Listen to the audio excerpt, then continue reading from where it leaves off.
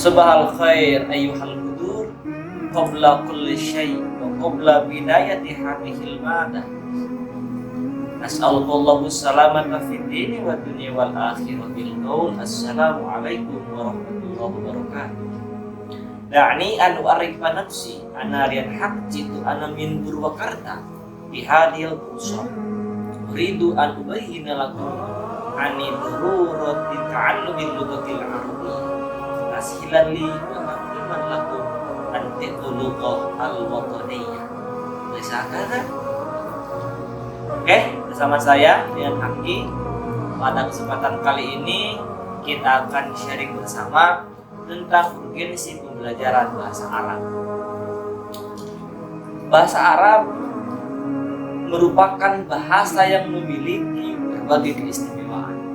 Di antaranya, bahasa Arab adalah bahasa yang Allah pilih untuk menurunkan wahyunya, yaitu Al-Qur'anul Karim, kepada paduka Rasulullah SAW.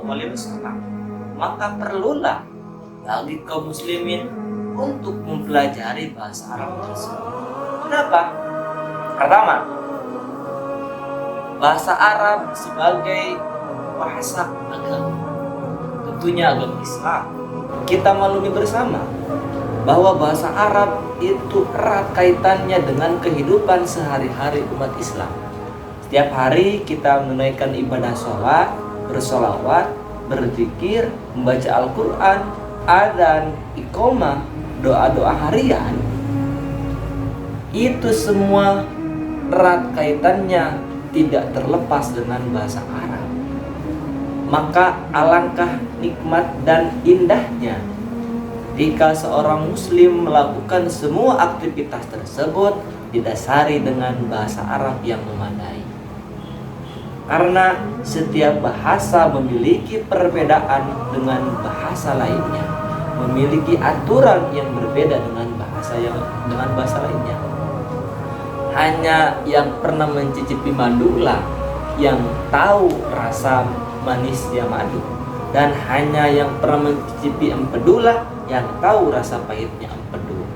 Tentunya dalam hal ini orang yang memiliki, yang menguasai kemampuan bahasa Arab yang baik lebih berpeluang dapat merasakan indahnya sholat, dapat merasakan indahnya membaca Al-Quran, nikmatnya berzikir, nikmatnya membaca doa-doa dan lain sebagainya.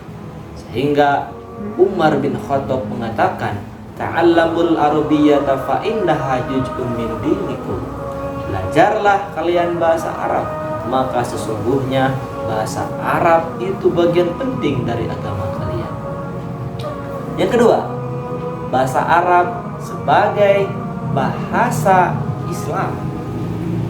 Setiap muslim wajib memahami agama Islam, wajib memahami Islam sesuai dengan apa yang diajarkan oleh Rasulullah SAW, para sahabat dan tabi'innya. Hal tersebut mustahil terwujud ketika seseorang tidak menguasai bahasa Arab. Hal ini disebabkan karena semua literatur Islam, baik Al-Quran, Sunnah, Ijma, Qiyas, tertulis dalam teks bahasa Arab. Sebagaimana firman Allah dalam Al-Quran surat Yusuf ayat kedua, Inna anzalnahu Qur'anan Arabiyyan la'allakum ta'qilun. Sesungguhnya kami menurunkan Al-Quran dengan bahasa Arab agar kamu memahaminya. Yang ketiga, bahasa Arab sebagai bahasa ilmu pengetahuan dan peradaban. Sejarah membuktikan bahwa Baghdad, Damaskus, Kairo, Andalusia, dan peradaban Islam lainnya pada zaman keemasan Islam pernah menjadi pusat-pusat ilmu pengetahuan.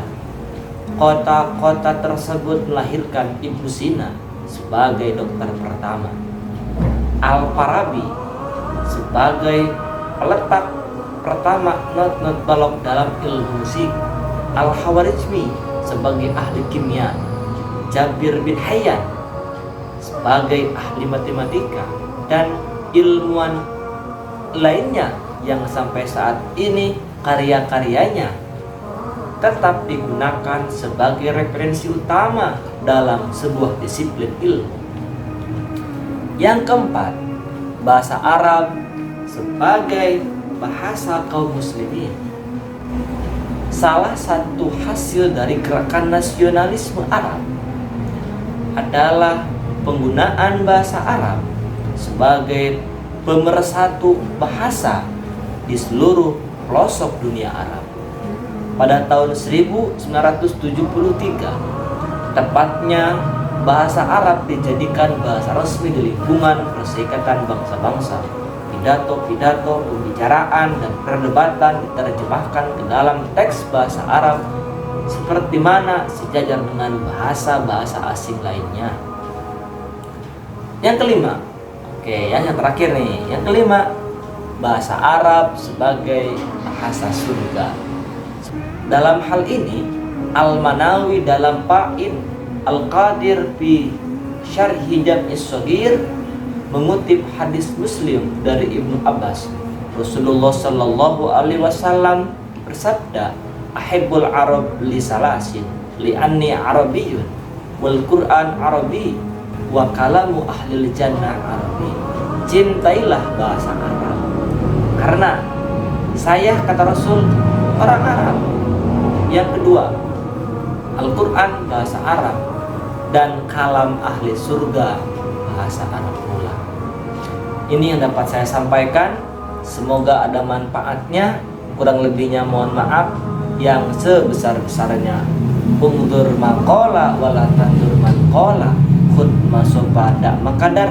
Ambil yang baiknya, camkan yang buruknya. Ihdinas siratal mustaqim. Wallahul muwaffiq ila aqwamit thoriq. Assalamualaikum warahmatullahi wabarakatuh.